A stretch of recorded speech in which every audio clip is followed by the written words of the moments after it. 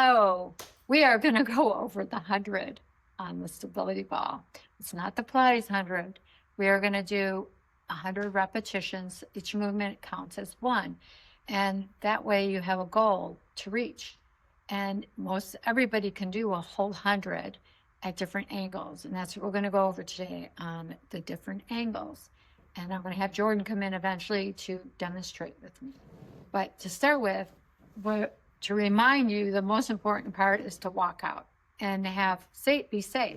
So just to remind you, the wide stance here, you have more stability. A closer stance, a little more wobbly. So we're going to have a happy medium. So when you walk out, it's going to be just in line with your hip bones. And then what initiates that walkout, because we're going to walk out to get to do the 100, is you're going to walk out and curl. So I'm not leaning back. I'm keeping long line here. Walk out and I curl. So you're using your breath. So when you walk out, exhale. You walk out, you exhale. See, and I'm staying attached to the ball. So I'm not falling over the back. I walk out and I curl. So now I'm going a little too far. So actually here is good. You adjust your feet. And if you want more stability, widen your legs, right? And we're not falling down. So right here, we're going to engage the abs. I might have to adjust, walk back a little bit so my low back's on there, my belly button's pushing into the ball. The ball's part of me, so I'm staying attached to it. And that's real important, because we don't want to slide down, walk forward with our uprightness, and then slide down. So we're going to stay engaged into the ball we're part of the ball. So when you come down, and we're going to do that movement that I showed you in the other video, if you haven't seen it, we do a little sumo arch release. This is our arch. You take a breath, inhale, and then you exhale to travel.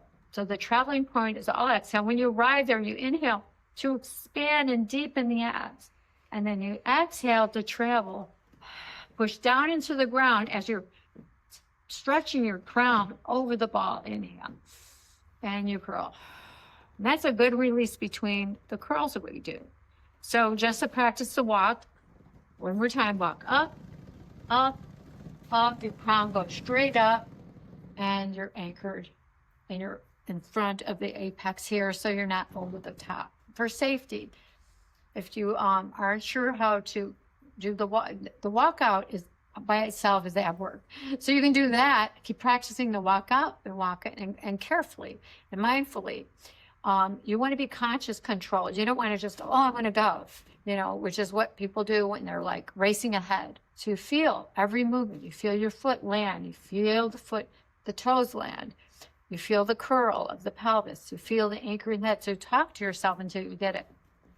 I'm so into the safety of this. So when you walk out and you get to this point where you're walking out, and we're going to do angles here. So this is a little higher where my head is up so high that I don't even have to support my head if I didn't want to. And what happens here is I'm contracting here. So you can cross your arms if you want. And then think of the rib to hip. Exhale. And you just curl from here. And that's where your breath goes. You exhale, and you crunch and exhale 10 of these, and then you're gonna go side bend 10 side to side. So there's the ball. By the way, take your legs and rotate out for more stability, and that way the pelvis doesn't move, the hips legs don't move, and you're going side to side. And then we're gonna go into twists, and so you look at the thigh. This is the easiest version right here. But even if you're advanced, you can make it work at a high level by intensifying with your breath and contracting. So even I can get that intensity at this angle, but by choice. So, and then also you can do it with your hands behind your head, just so you have that curl up for 10, twist, your side bends for 10, and then you twist for 10. Then here's the other angle. So when you come back a little bit and you're in this tip, now I'd say support that head. And when you're here, you're curling up. So we're doing 10 straight up, legs open, 10 side bends, and then 10 twists. Each one counts as a single count. When you get to that 30, you go to sumo. You arch, you curl. You arch, and you curl, and you could stretch when you're going over. I'm showing it kind of quick now because I'm going to demo the angles in a little bit.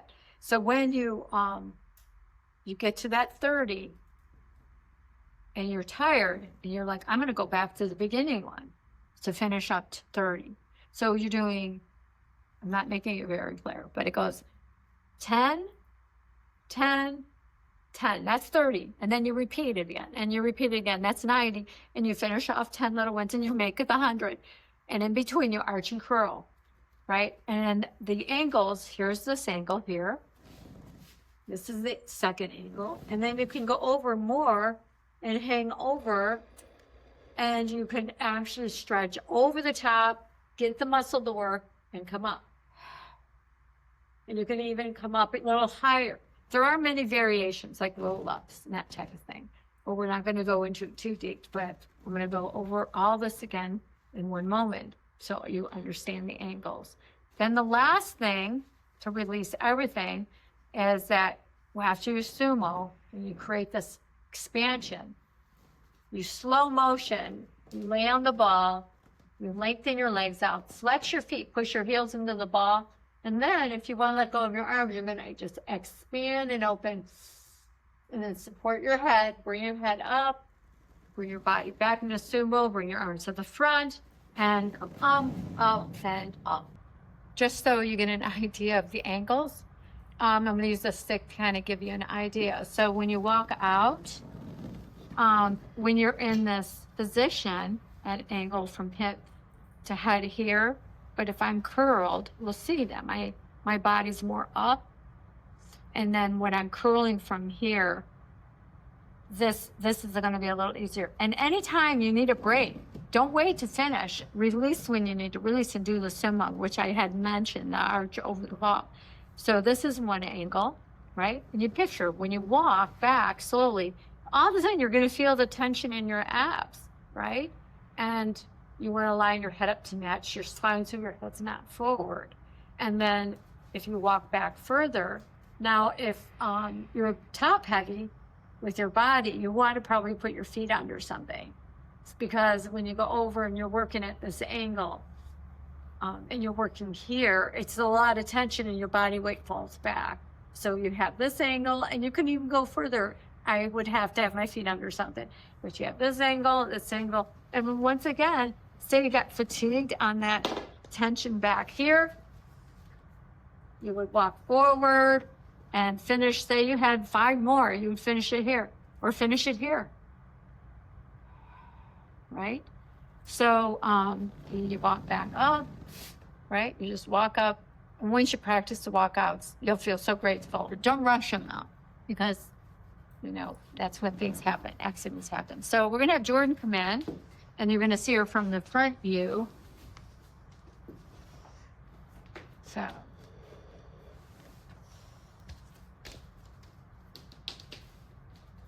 I might have to do it here. So it's going to be too cold. Yeah. Get still off from here.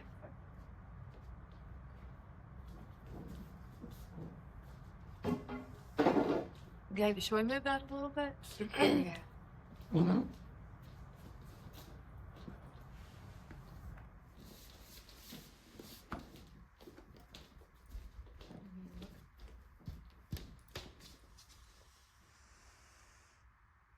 I'll do spread eagle.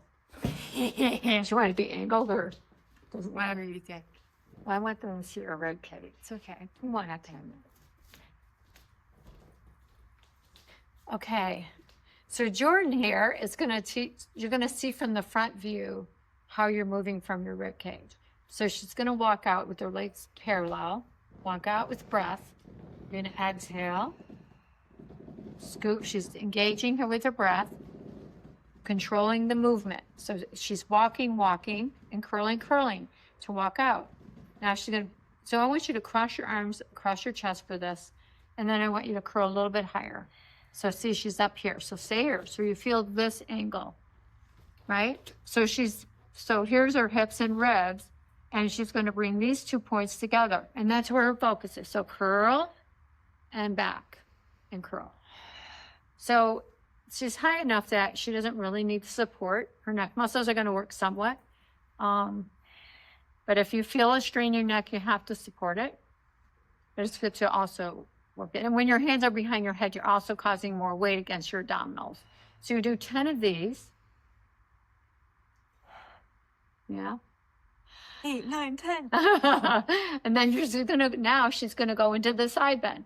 So from here, side, yeah, inside. So side and side and.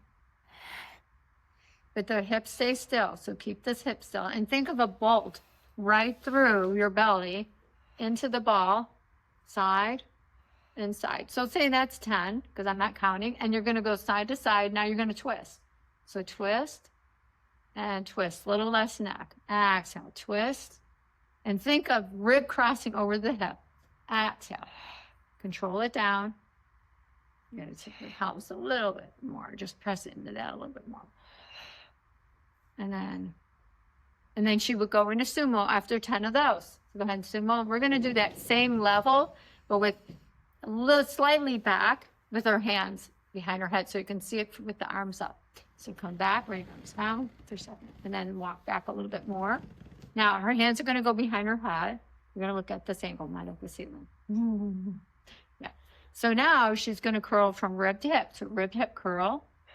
And your eyes will be at a diagonal. So where the ceiling and the wall meet are the best alignment. So you can picture drop your head back in your hands or press into your hands and then make your abs work from here. And then control it back and curl up. And you do 10 of them. So say she got fatigued, then she just walks forward to lighten it up, right? She can still keep her arms there. Or she can release, yeah? I guess she needed a release. All right, come back up. They're intense.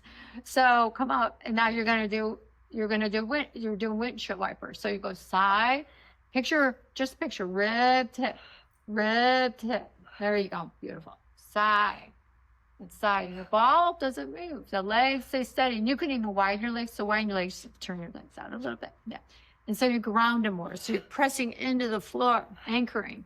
Right? And then the twist. So on the twist, yes, okay. And curl. And here and curl. Yeah, so you're keeping this alignment. So you're not overturning your head. Curl rib to hip. So your reference point, crossing over, right? And then say you did 10, that 3 sets of 10, then you'll go right into sumo. So 10 of those, and then release. Then you would keep your hands behind your head. And then open. Wildflower, you? Okay. Okay. And then the full stretch. So you're going to gently go over the top. And I want you to see her feet when she goes over. So you're going to straighten your legs out. Normally, I don't want you to move your legs too much. Flex your toes up. Push down into the ball. Don't fall off. This ball's a little small for her. Because she's much taller than I, so this is more for my size, but you can work and she can still use it because it's a real good pivot and it's good for training over the ball because it's smaller.